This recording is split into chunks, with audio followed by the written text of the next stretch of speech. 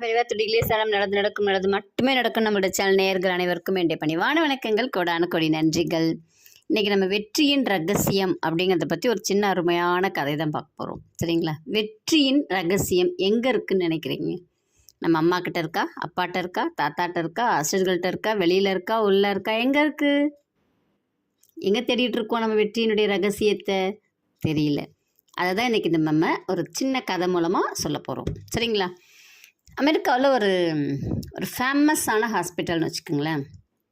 இந்த ஹாஸ்பிட்டலில் ஒரு ஹார்ட் பேஷண்ட், அவரை பார்க்குறவர் ரொம்ப உலகத்துலேயே ரொம்ப ஒரு எக்ஸ்பர்ட். அவர் டெய்லியாக இந்த பேஷண்ட் கிட்ட நல்லா பேசுவார், நல்லா தட்டி கொடுப்பாரு, நல்ல டிஸ்கஸ் பண்ணிக்கிட்டே இருப்பார். உனக்கு இதெல்லாம் இந்த ஸ்டேஜெல்லாம் நீ கடந்து வந்துட்டு நல்ல இம்ப்ரூவ்மெண்ட் இருக்குது அப்படின்லாம் நிறைய பேசிக்கிட்டே இருப்பார்.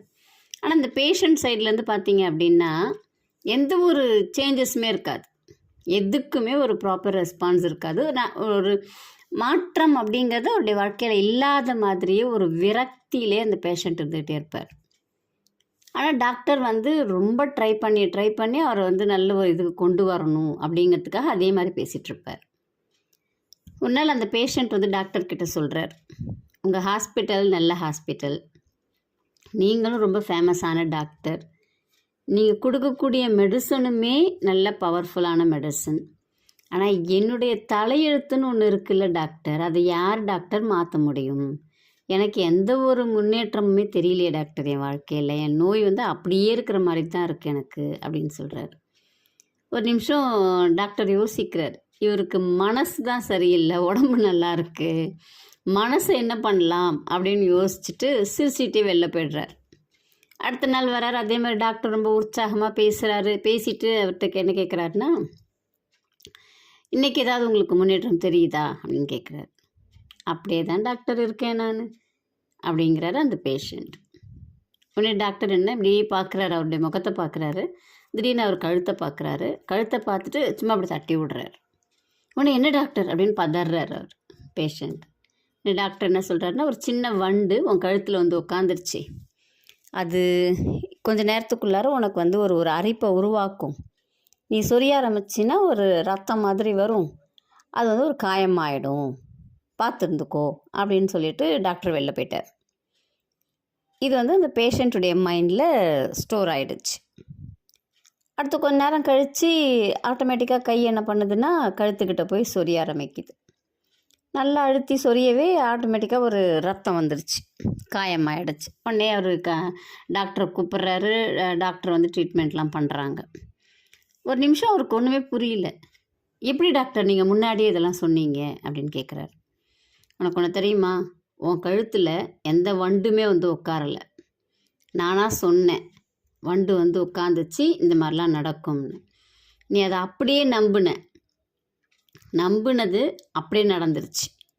ஆனால் நான் ட்ரீட்மெண்ட் கொடுக்கறது மேலே உனக்கு நம்பிக்கையே இல்லை, உனக்கு குணமாகும்னு நீ நம்பலை, அதனால் உனக்கு அது குணமானதுமே குணமாகாதது மாதிரியே இருக்குது.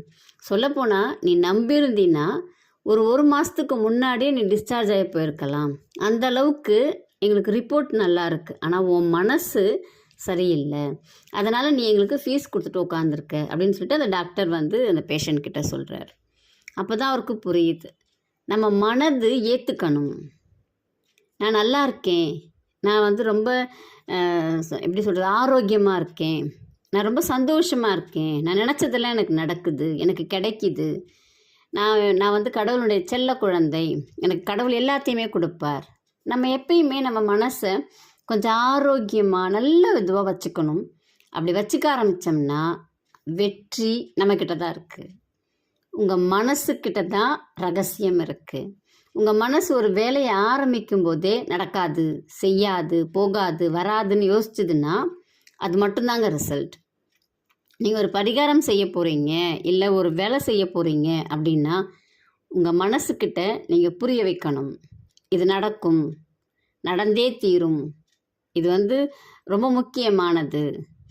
எல்லாமே நேர்மறையாக உங்கள் மனசை மாற்ற ஆரம்பிச்சிங்கன்னா எல்லாமே நல்லபடியாக நடக்கும். இதுதாங்க இந்த கதையிலேருந்து நம்ம சொல்கிறது.